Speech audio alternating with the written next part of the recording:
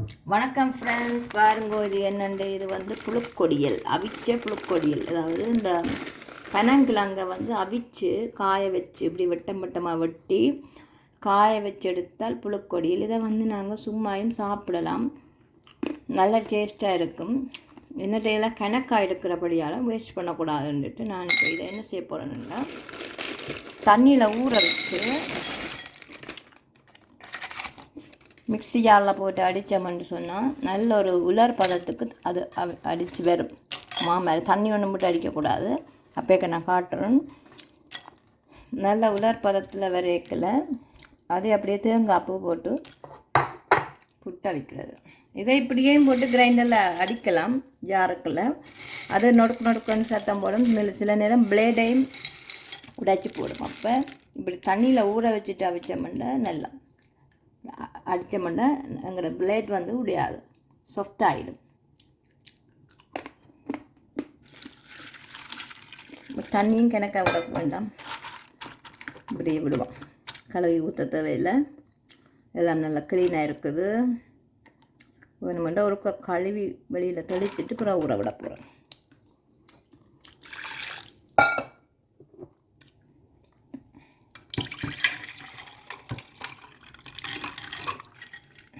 இனி இதுக்கு கொஞ்சம் நல்லா தண்ணி விட்டு ஊற விடுவோம். சொட்டு தண்ணி விட்டால் காணும்.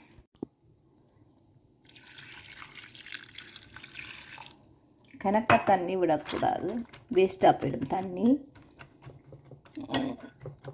பார்த்து விடலாம்.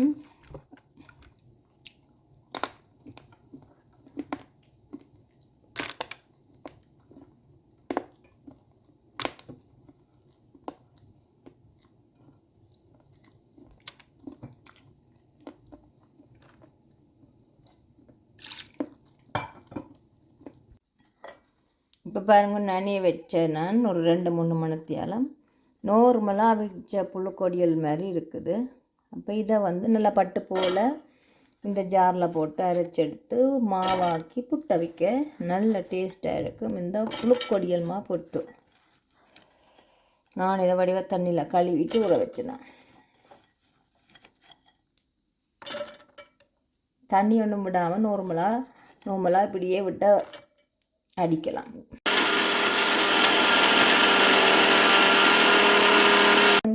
அவிச்ச வெள்ளை கோதுமை மாதிரி இருக்குது.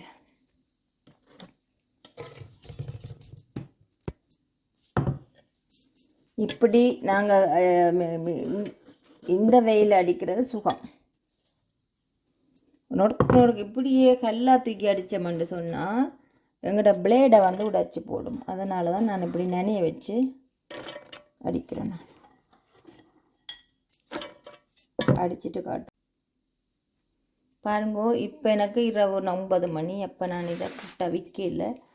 இப்படியே ஒரு பாக்ஸுக்குள்ளே போட்டு அவிக்காமல் வச்சுட்டு நான் எனக்கு தேவையான நேரத்தில் அவிக்க காட்டுறேன். நாளைக்கு மத்தியானம் இல்லைன்னா காலை சாப்பாடு எப்போ பசிக்கும் பொழுது தான் புசிக்க வேணுமென்றார்கள். எப்போ பசிக்குதோ அப்போக்கில்ல நாளைக்கு சாப்பாடு சாப்பிடக்க இதை அவிச்சு காட்டுறேன். பாருங்கோ, இப்போ புழுக்கொடியல் மாவில் புட்டு அவிக்கிறதுக்கு குழச்சி வச்சிருக்கிறேன். இதை வந்து இப்போ மத்தியானம் எனக்கு இன்றைக்கு புழுக்கொடியல் மா புட்டுத்தான். அப்போ நான் இந்த புழுக்கொடியல் மாவை இப்போ 11 மணி அவிக்க ஆரம்பிக்கிறேன். இப்படி விட்டால் தான் அந்த கண்ணுகளுக்குள்ளால் வந்து ஆவி வரும்.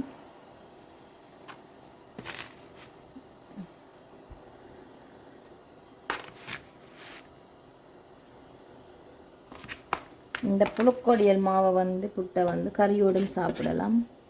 நான் வந்து வித்தியாசமாக சாப்பிட போகிறேன். அப்போக்கு சாப்பிட்றேன்.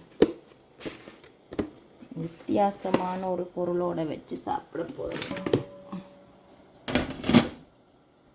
இப்போ பாருங்க, புழுக்கொடியல் புட்டு அவிஞ்சு விட்டது.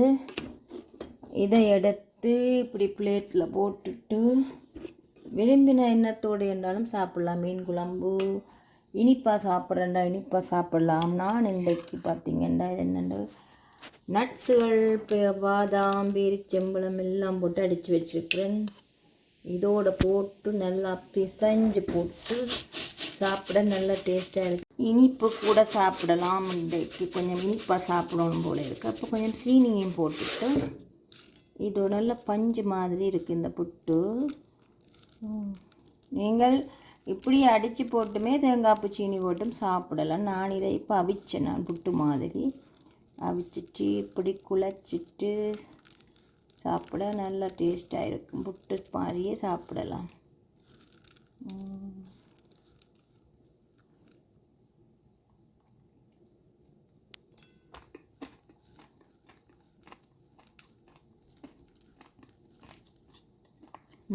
நல்ல டேஸ்ட்டாக இருக்குது. நீங்களும் இப்படி புழுக்கொழியல் புட்டை வச்சு சாப்பிட்டு பாருங்க. நல்ல டேஸ்டாகவும் இருக்கும், ஆரோக்கியமாகவும் இருக்கும். நன்றி, வணக்கம். அதில் இனிப்பாக சாப்பிட நல்லா இருக்குது, கறி விட்டு சாப்பிடவும் நல்லா இருக்கும்.